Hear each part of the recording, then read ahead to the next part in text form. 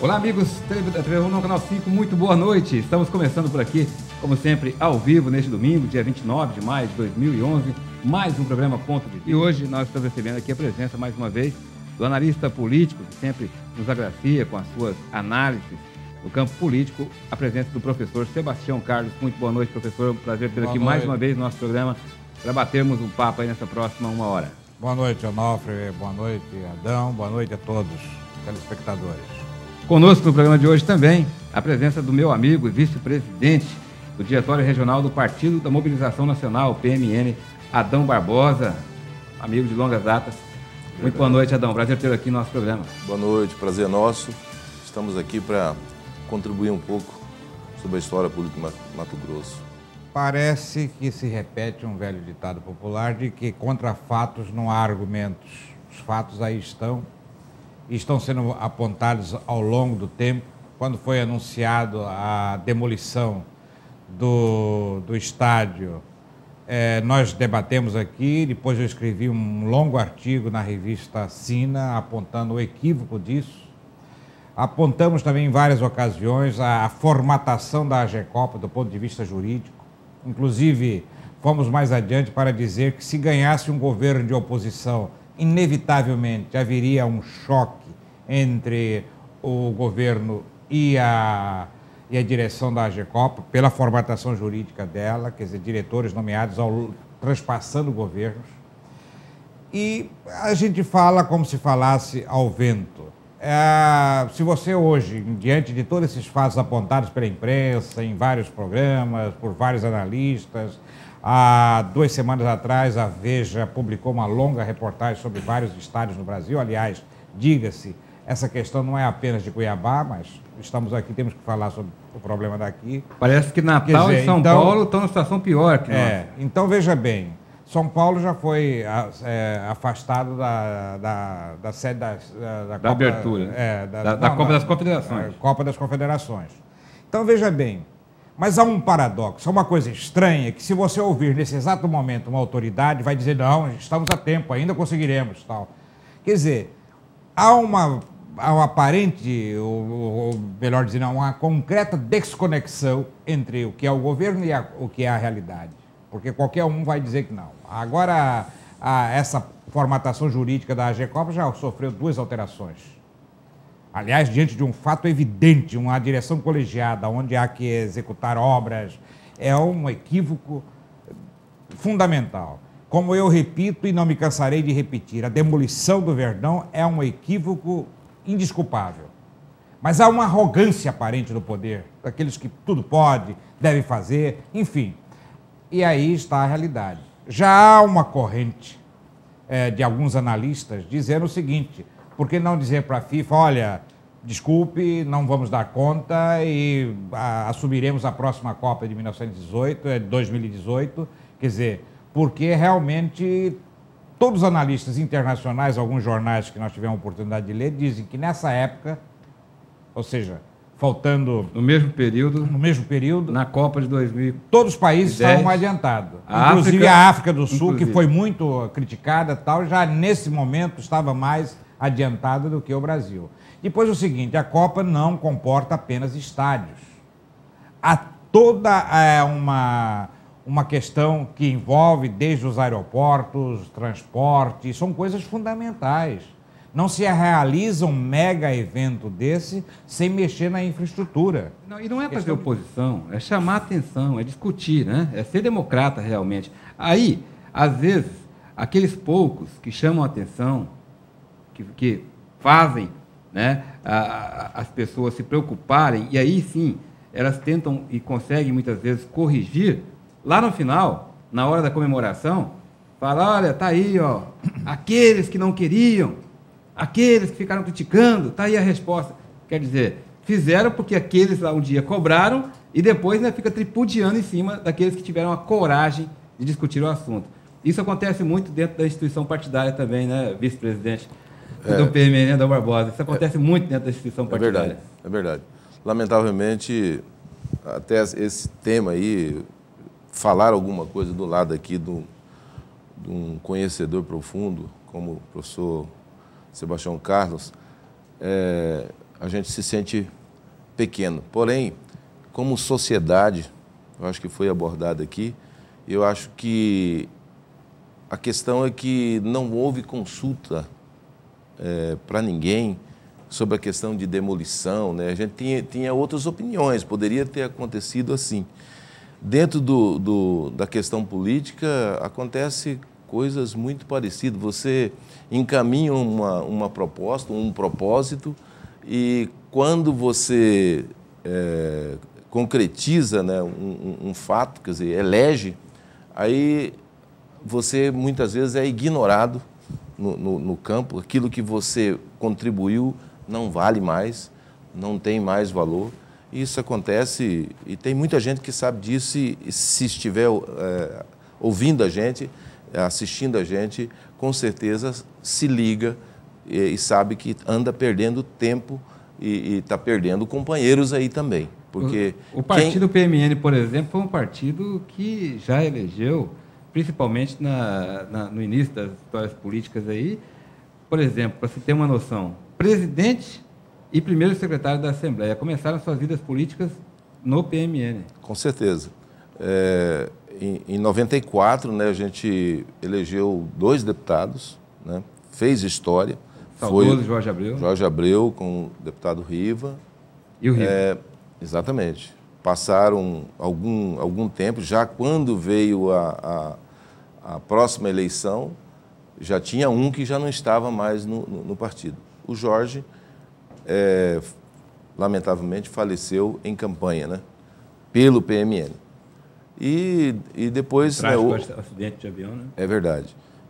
Foi terrível aquilo, né? E com certeza o PMN perdeu muito, porque nós sequer conseguimos fazer um deputado naquela época e para dizer a verdade, acabou se beneficiando o LN, que estava na coligação, né? O deputado LN, pelo PSB. Já houve época que nem foi pela lei, foi por interpretação, né?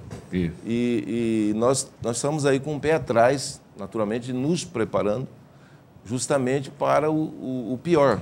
Existe a possibilidade de se estabelecer aí o fim, a proibição das coligações. Exatamente. Professor Sebastião Carlos. É disso que o Adão está falando. O que o senhor acha, na opinião do senhor? Você acha que isso é benéfico à democracia? O final das coligações, inclusive para os cargos proporcionais? Veja bem, no Brasil há uma distorção muito grande do processo político. O partido é organizado, fundado para mostrar sua face ideológica, programática, o que pensa do governo quando estiver lá, tal. De repente faz uma coligação e ele se dilui aqueles princípios na coligação. Eu acho que a coligação não tem sentido. Absolutamente não tem sentido, sobretudo quando se permite 2 turnos. No segundo turno, sim, porque aí tem que se fazer essa coligação. Mas no primeiro turno, o partido tem que mostrar que veio. Tá certo? A coligação, da forma que é dita agora, o sujeito vai e organiza um partido já pensando em coligar com outro para poder arregimentar votos para esses donos ou mais importantes nesse partido sejam eleitos. Eu acho que é um dos pontos a ser atacado por essa reforma política que já tarda no país. Eu quero dar uma notícia aqui em primeira mão, furo de reportagem aqui do nosso programa. Nós pegamos através do Twitter aí. O caso Seles, no PT. Ex-deputada, ex-senadora, né, uma figura importante nos quadros do PT nacional, não só regional, mas nacional. Existia aí a possibilidade de expulsão, o partido votou hoje, se reuniu e acabou a votação em instantes e a senadora Seles está suspensa por 1 ano das atividades partidárias dentro do PT. Por 26 votos favoráveis à suspensão de 1 ano. 19 votos foram contra a suspensão e apenas 2 votos, nem pela suspensão e nem contra nem a favor, mas a favor da expulsão. 2 lá que queriam que ela fosse expulsa do partido. O Delúbio pode vir. Vem, Delúbio. Volta, Delúbio. Séries, tchau. PMN foi fundado na década de 80, né, praticamente. Celso Brant? Celso Brant. Aliás, foi até candidato dos poucos... a presidente da República. Foi. Em 89.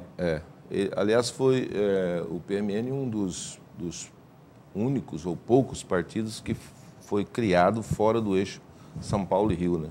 criado em Minas Gerais. Criado em Minas. Aliás, Tanto que leva o símbolo da bandeira de Minas. com certeza, exato. Triângulo. E o patrono é Tiradentes. Então, respondendo aí a indagação, eu acho que o número que tem registrado hoje, registro definitivo, tem 27 partidos. Está surgindo. Está surgindo mais um aí. Mais um aí, deve ir para 28. Tem vários aí na fila ainda. Eu não sou contra a quantidade, não acho que é demais, não acho não. Só acho que deveria estabelecer alguns critérios. Cláusula de barreira, por exemplo, você acha que você concorda com ela? Eu acho que devia ser assim, da seguinte forma. Você tem um número de cadeiras, por exemplo, para o Legislativo. Você poderia ter concorrentes igual ao número de cadeiras, e não aquele múltiplo, 1,5, 2 vezes ao número de cadeiras. Então, cada partido hoje, por exemplo, pode lançar 32 candidatos às proporcionais. É verdade. Aí, se fizer coligação, pode colocar mais da metade disso. Seria mais o dobro. Seria Cuiabá, por exemplo, 16. se for 21, vai para 42. A cada partido que entra numa coligação, se aumenta. Agora, mais 16 imagine candidatos. você se cada partido lançar uma chapa completa e ele puder lançar 1,5, que é a resolução ainda, não vai ter quase que eleitor, vai ter mais candidato. Nós já temos muitos candidatos. Então, eu acho que deveria peneirar um pouco mais. Se a pessoa não tiver densidade, o candidato não tiver densidade eleitoral, ele não deve colocar o nome. Tem gente que tem uma votação inexpressiva e chega a ser até vergonhosa. Né? Tem até muitas piadas aí, né? Aquela história de que a pessoa nem não votou, e o compadre votou, a mulher não votou, aquela coisa.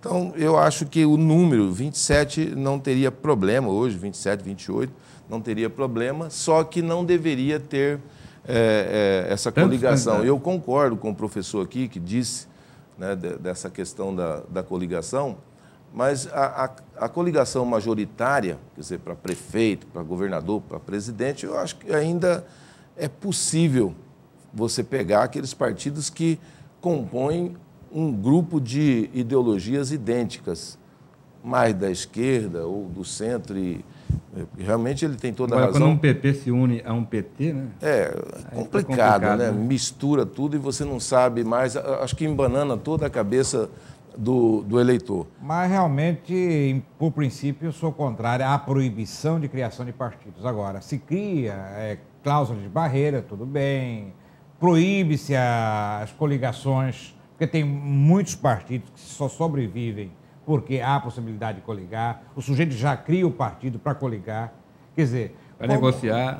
Para negociar, tempo, fundo partidário, uma porção de penduricalhos aí que põe muita gente ainda de sobrevida na vida política. Eu acho que realmente barrar essas coligações prematuras, porque no segundo turno é outra história. No primeiro turno, você discute as propostas partidárias, as propostas administrativas, programáticas. Agora, no segundo turno, já sim, aí já você vai para um aspecto mais prático, mais direto, de governo. É o menos pior, né? Eu que agradeço, Onofre, a oportunidade mais uma vez que esse programa me oportuniza, ao meu amigo professor Adão e a todos os telespectadores, muito obrigado, até uma próxima ocasião. Adão, parabéns aí por essa luta, continue aí, que o PMN possa atingir os objetivos que vocês estão traçando para o partido nas próximas eleições.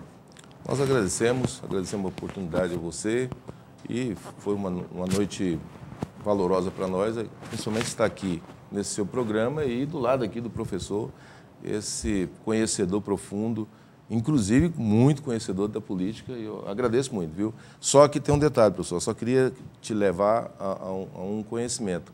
Nós, ainda tem pessoas que não termina a eleição e já muda para o outro lado, não. A gente continua comendo a grama.